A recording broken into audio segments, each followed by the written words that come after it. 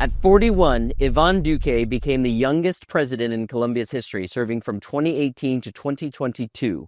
His tenure was defined by reforms in security, social policy, and environmental protection, positioning Colombia as a regional leader in sustainability. Internationally recognized for his work on conservation and green finance, he expanded protected areas to 34% of Colombia's territory, launched Operation Artemisa to combat deforestation, and advanced the Leticia Pact to protect the Amazon. His administration also created the Temporary Protection Statute for Venezuelans, granting legal status to 1.8 million refugees, an unprecedented program worldwide. Today, President Duque continues shaping global dialogue on sustainability and leadership at multiple institutions, including the Woodrow Wilson Center and Oxford University. President Iván Duque, I'm so glad you are at the Swift Hour. Matt, such an honor to be here. Congratulations for the podcast. But most importantly, congratulations for 15 years of hard work, creating Concordia, seeing Concordia grow, and getting influence every day in what I consider the best gathering for public-private partnerships that you can find in the world. Thank you. Thank you. We got to start with when we first met, because I met you when I was still in college. You were in Washington, D.C. You were working at the Inter-American Development Bank. And you took a lot of time to help us craft the plan for Concordia. What was it that you saw at that moment that made you say, well, I'll take a little bit of time to spend time with these two college kids on this project? What was it? Well, I think there was an identity, because I was in my mid-30s, and you guys were in your mid-20s. And when I saw you and Nick, and you were thinking of putting together Concordia, I saw myself 10 years before. I wanted to do a lot of things, and when you want to do things in your mid-20s, it matters to have people that trust, that believe, and help, and that allow you to make your dreams come true. And even though I was contributing not too big on that, I was able to be present at creation and help you guys put together that conference. And I still remember that I was working at that time as sort of an international chief of staff to former President Uribe. You wanted him to come to Concordia. You were bringing Luis Alberto Moreno from the IDB. You were bringing President Koshnevsky and many other leaders. And I just found that something full of positive ambition and with the willingness of using the term Concordia in order to build a public-private solution. So I said immediately yes. And now we're 15 years after. And I have to say that I also claim back some of my contributions when I convinced you of taking Concordia to the Amazon. So we're even. Nice. Well, so at that time, though, so this would have been 10 years before you became president of Colombia, which is pretty extraordinary. Did you know then or imagine then that you would be president of Colombia? I wanted to be president since I was a little kid. And I always try to ask myself, how did that happen? What were the triggers of that sentiment? But I have that conversation with my mom, and I said, yeah, since I was 5-6 years old, I wanted to be president. I remember my father was in public service. I had deep admiration for him. My mother is a political scientist. But I think the person that influenced me the most was my grandma. My mother's mother. She spoke to me about world leaders. She was a fan of John F. Kennedy. Like when Kennedy went to Colombia in his state visit, she wait for the motorcade to pass, and she jumped, and she just wanted to see Jackie and JFK there. So she spoke about him and the transformations he was able to create and the generational change that he inspired. She talked to me about many Colombian leaders, and she took me when I was 7 years old to visit former president of Colombia, Darío Echandía, who had been 3 times president, not elected. He was, we didn't have the figure of the vice president, but it was called designado, which was the person who could replace temporarily the president. And he used to be president of the Senate, but also president of the Supreme Court, a great statesman and a stoic. So she influenced me with all of that. And all of my life, I had it as an objective, as a purpose. And then it became a vocation. So everything I did, even though sometimes I deviated my road because I was working at the IDB or I was in academia, I always knew there was going to be a moment where I was going to come back and embrace that purpose. And I'm always thankful to God. And I'm always thankful for the circumstances that life gave me, my mentors. And I feel proud that I was able to fulfill that dream, serving my country, even in the most difficult time.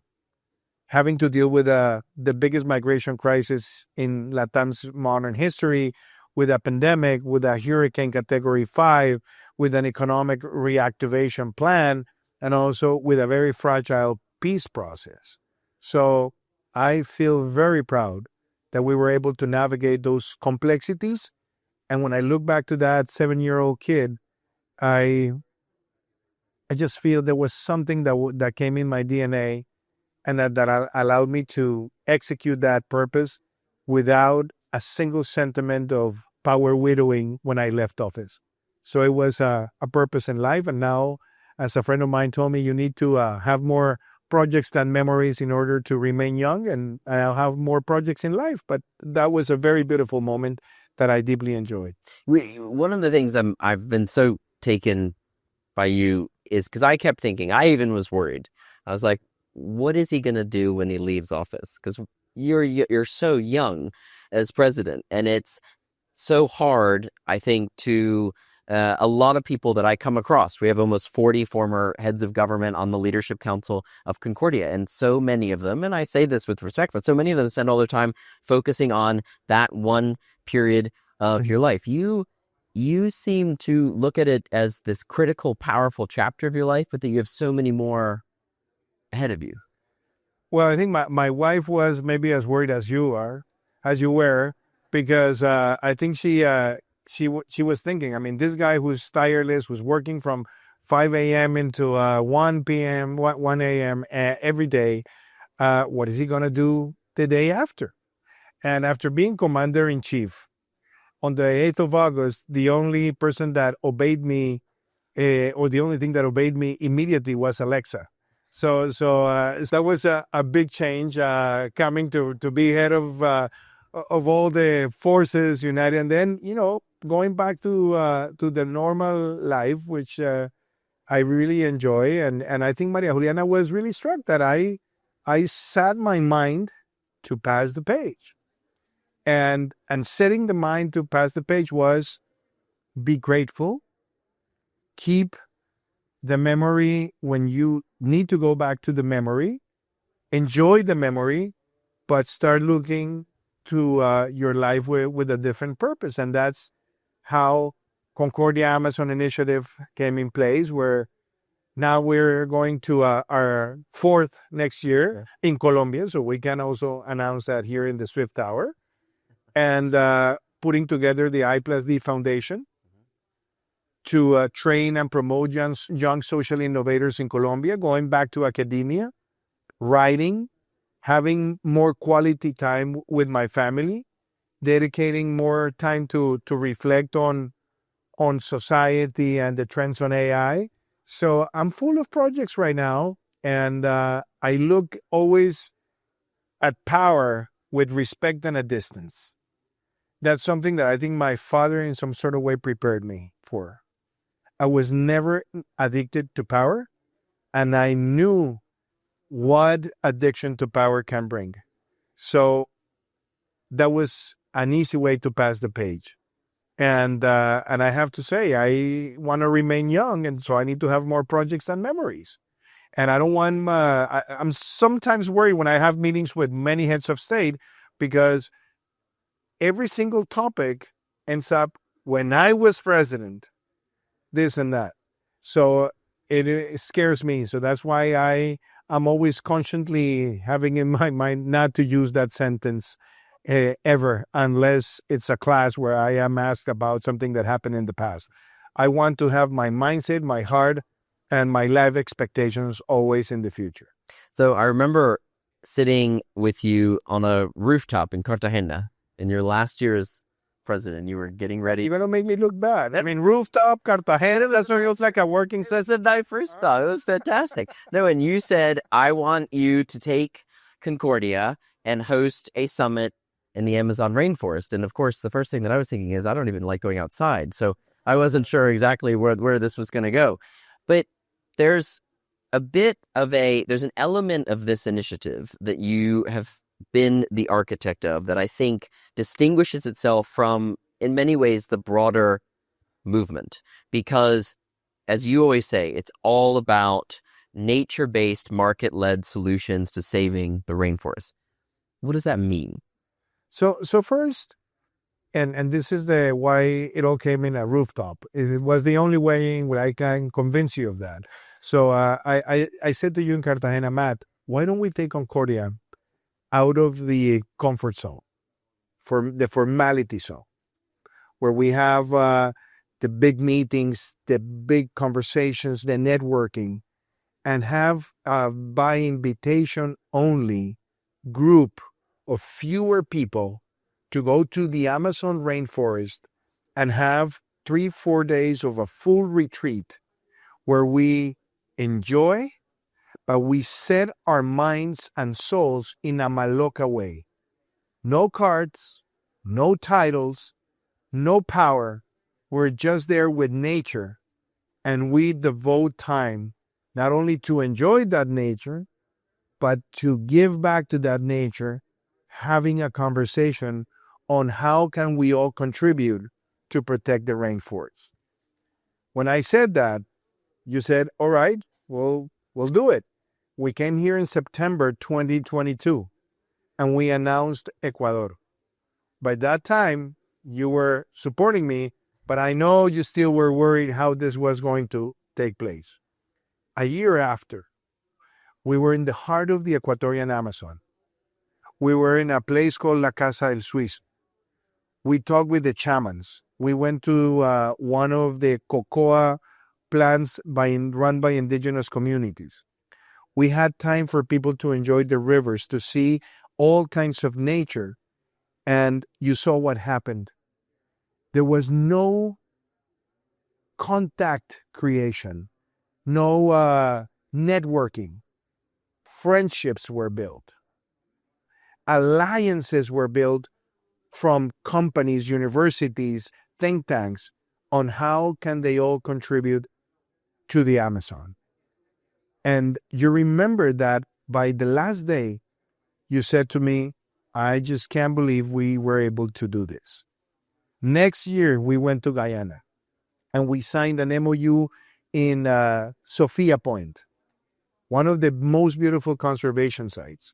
We also signed an MOU with CI, and we had the president of Guyana saying, we're going to protect 30% of our territory within the next 3 years, all in Concordia. And this year, we went to Belén du Pará, and the governor signed the Mangrove Global Declaration. So what this is all about?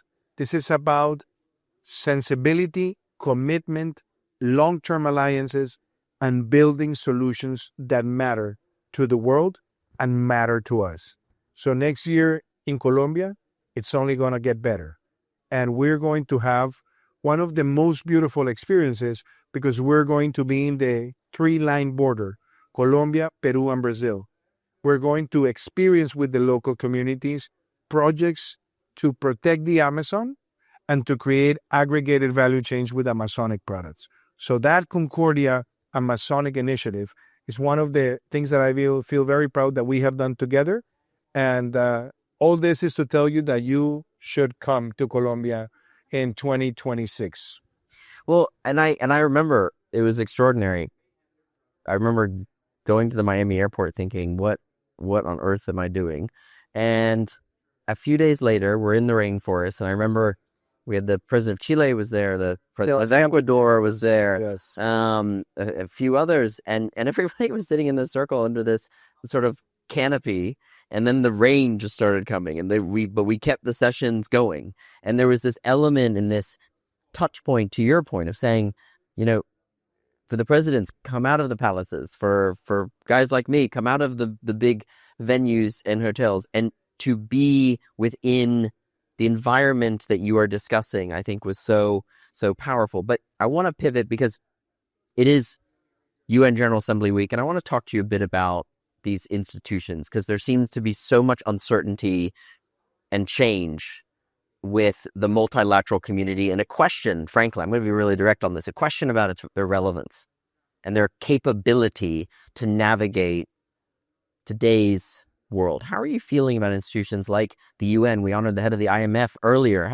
Where do you see these institutions fully meeting their potential within the dynamic we're operating in today?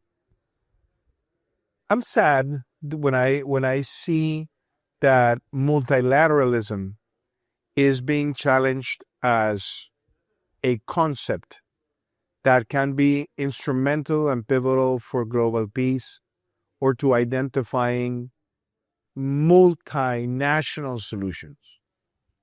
Because I think at the end, as a president of Colombia said maybe 80 years ago or less, 70 years ago, he said, the UN, it's a great comedy to prevent a great tragedy. And he wasn't being cynical. What he meant is multilateralism is based on tolerance, differences, different cultures, different emphasis, different priorities. But among those differences, we're able to identify something that should unite us. And it's a value that has guided the world for many decades. And I think we cannot deny that, because I don't see a better answer to many of our global problems with so much differences beyond multilateralism. So we have to save multilateralism. We have to protect and we have to renovate the concept of multilateralism. So that takes me to the other part of your question, the institutions. And definitely, I think the UN, I think UNSHA, I think UNTAD, I think UNDP, and all the UN system needs to be rethought at the speed of the time we have today. Have to be closer to the people.